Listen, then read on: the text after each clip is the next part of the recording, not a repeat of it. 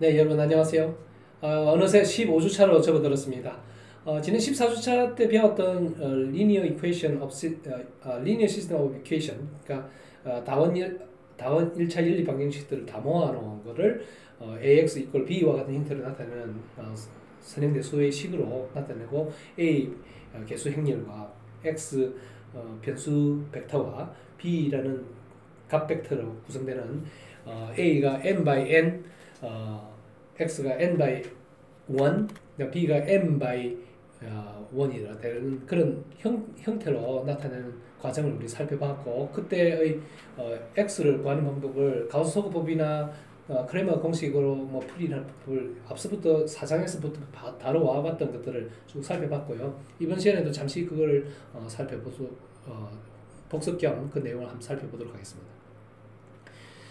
지난 시간에 이어지는 이야기들이니까요. 뭐 그렇게 어려운 이야기는 아닐 거라고 봅니다.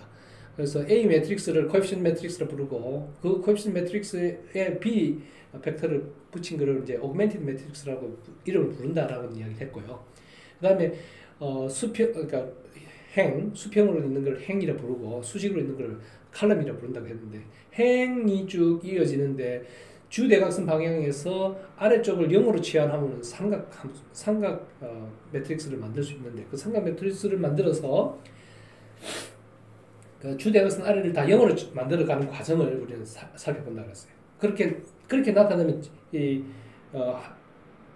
매트릭스 모양이 지그재그가 되겠죠, 그죠? 지그재그, 뭐 0이 있는 걸 나타내면 지그재그가 됩니다. 이것도 지그재그가 되는데, 이렇게 나타낼 때 지그재그로 나타냈을 때 이 지그재그라는 것이 이게 계단처럼 보인다서 계단처럼 보인다서 계단 형태라고 하는 거를 뭐 사다리꼴 형태라고 나타내서 로 에실론 폼이라고 불러요. 에실론은 사다리라는 뜻인데, 사다리는 계단 한 계단 올라가는 모습이잖아요.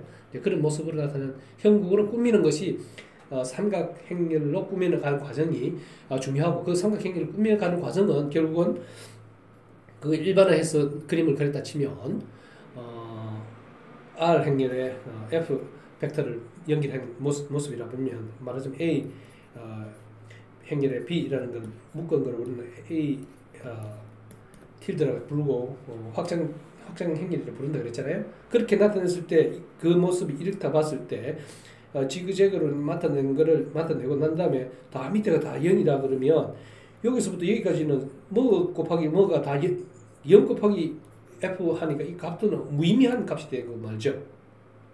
그죠? 이와 같은 형국이 될 거고, 이게 반듯하게 이 모습 그대로가 이 모습 그대로라면 이건 유일한 해가 되는, 그러니까 말하자면 여기에 있는 요 꼭지의 개수가 요 꼭지의 개수와 같고, 그래서 다원 1차 연립 방정식의 원의 수와 식의 수가 같으면, 이 지금 식의 수고했고 이게 원인데 원의 수가 같으면, 그래서 정확하게 동일한 값들이 있으면, 서로 같은 식이 이 식과 이 식이 동일하다고는 이르지 않는다 말일 경우라면 우리는 다원 1차 연립 방정식의 유일한 해를 구할 수 있다. 뭐 그런 이야기가 되겠습니다. 뭐 당연한 얘기죠, 그죠? 그런 예를 이제 교과서에서 설명하고 있는 같은 말의 반복이니까 넘어가도록 하겠습니다.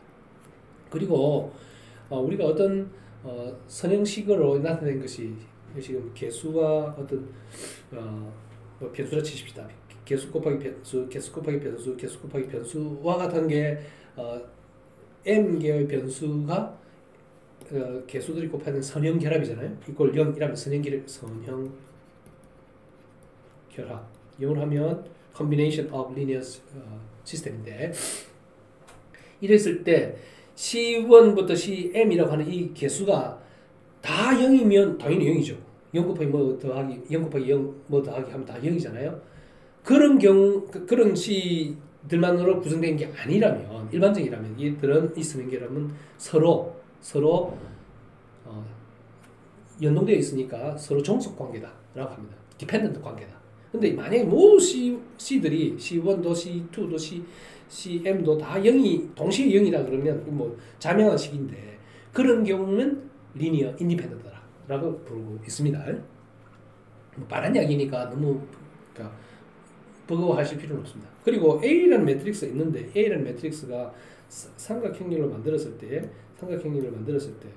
이게 서로 밑에가 0이고 위가 뭐 어떤 실제 주대각선 방향의 위에 있는 값이 어떤 값이 0이 아닌 어떤 값이 쭉 있다 그러면 얘네들은 서로가 다 다른 식이 됐잖아요. 그러면 우리는 이 다른 식의 개수가 모두 몇 개냐를 가지고 우리는 랭크라고 부릅니다. 그 A 매트릭스의 랭크라고 부릅니다. 그 랭크 A 이렇게 나타납니다. 그러면 그 말은 뭐냐면 서로 독립적인 행의 수가 모두 몇 개냐 이야기가 되는데 행의 수가 몇 개냐고 하는 것이 그러니까 서로가 얼마나 서로 다른 게 모두 몇 개 있느냐라는 것이 되겠습니다. 예를 들어서 A 매트릭스 지금 3by 4네요. 3by 4인데 3by 4인데 이들이 이 주대각선 방향으로 계산했을 때 예를 들어서 이 식과 이 식이 동일하지 않다면 식이 3개가 있잖아요. 그럼 식이 3개가 있는 게 랭크가 3이 되겠지. 만약에 동일한 이 식과 이 식을 산수를 했더니 동일한 식이라면 뭐다? 랭크가 2가 되고 만다 라는 것이 되겠습니다. 지금의 사례가 그러합니다. 뭐 산수를 한 예를 보이고 있네요. 그래서 두 번째 산수를 한 결과 동일한 걸 산수를 했더니 이 위에 식과 밑에 식이 동일해서 마이너스 2배를 하면 동일하시잖아요. 다 하면 밑에는 다 0,0,0이니까 실제 독립적인 식의 독립적인 벡터의 개수는 실질적으로 2개밖에 없다라는 것이 되고 따라서 최대의 독립적인 벡터의 개수를 우리는 행렬의 랭크라고 부른다. 그래서 랭크 A는 2다 라고 나타내고 있습니다. 흡사한 이야기는 지나가고요. 유사한 이야기는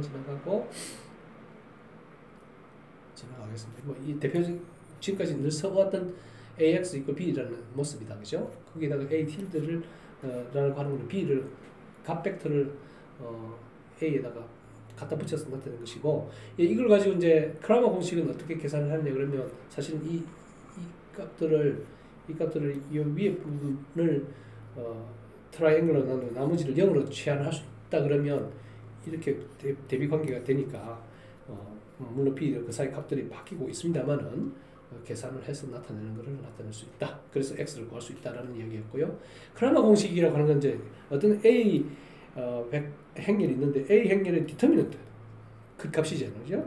그 값이 2차원의 경우는 A11, A12, A21, A22와 같은데 이들을 예를 들어서 A, B, C, D가 되는 A 행렬이라면 이거 곱하기 빼기 즉 이 값은 A, D 빼기 B, C가 되는데 이 값이 A 디터미넌트고 다시 말하면 A의 크기 값이고 A 크기 값이라고 하는 A, B, C, D라는 두 좌표점의 위치가 원점으로부터 있는 두 점이 있는데 그것들을 연기를 쓰는 평행사변형의 면적이다. 뭐 그런 이야기가 되는데요.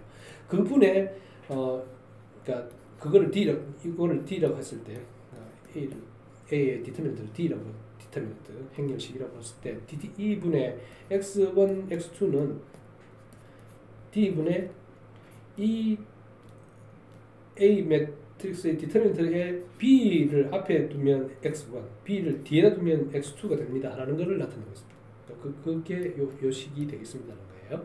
이게 크라머 공식이다. 다시 말하면 AX = B라고 했을 때 X를 구하라 하는 것은 X가 D분의 D 1번이면 X1, 2번이면 2, 3번이면 다시 말하면 세 번째 칼럼에 B 값을 집어넣으면 X3이다. 이야기를 나타내고 있습니다. 그게 크라머 공식, 크라머스 룰이라고 하는 방법으로 x를 구하는 연산법이 됩니다라는 걸 나타내고 있습니다. 그런 것들이고요. 참고로 여러분들 앞서 수업 중에도 이야기했는데 A라는 행렬이 있고, 그러니까 이게 n by n이기 때문이다. 정방행렬이라고 하는 행의 개수랑 열의 개수가 동일한 거. m 곱하기 n이라는 m과 n이 같을 때, 이럴 때 정방행렬의 디터미넌트가 0이 아니면, 그러니까 일반적인 값이면 그 값은 A 행렬의 뭐라고?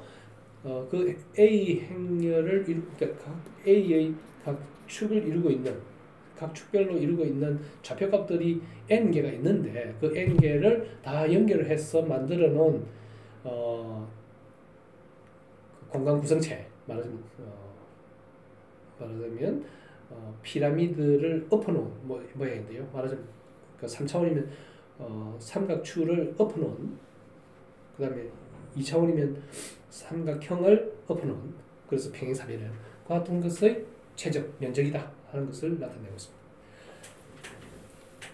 이제 그와 같은 것으로 계산이 되는 거고, 일반적으로 이런 수론을 다룬 대표적인 학자로서 데이비드 힐버트라는 분이 계셔서 이런 분들이 수론, 기하학적인 어떤 의미 이런 것들을 잘 정리해 두신 연구자들이다라고 이해할 수 있겠고요. 그 다음에 A, B의 두 벡터가 있다고 했을 때 예를 들어 A라는 벡터의 투놈이라고 하는 건 말하자면 직교 좌표교라고 했을 때 어떤 한 점 A가 있다 치면 이 길이와 이 길이를 가지고 나타내는 게 직교 좌표 이렇게 x, y로 치면요, x, y로 나타낼 수 있잖아요. 이거를 그렇게 나타냈을 때 요 길이는, 그러니까 말하자면 요 원점과 요 A의 위치까지의 거리라고 하는 거는 x 제곱 더하기 y 제곱이라고 우리 배웠잖아요. 이게 유클리디안 디스턴스라고 하는 길이 계산법이잖아요.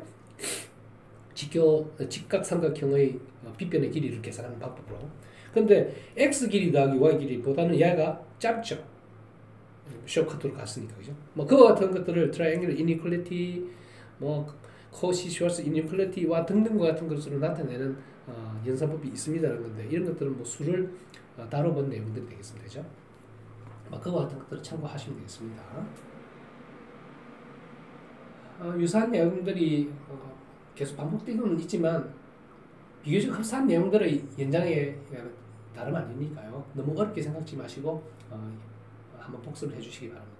이번 시간에는 크레머 공식을 포함해서 선형 연립 방정식의 나타났을 때 그 해법을 크레머 공식으로 푸는 법도 살펴봤습니다. 이상으로 마치고 다음 시간에 뵙도록 하죠.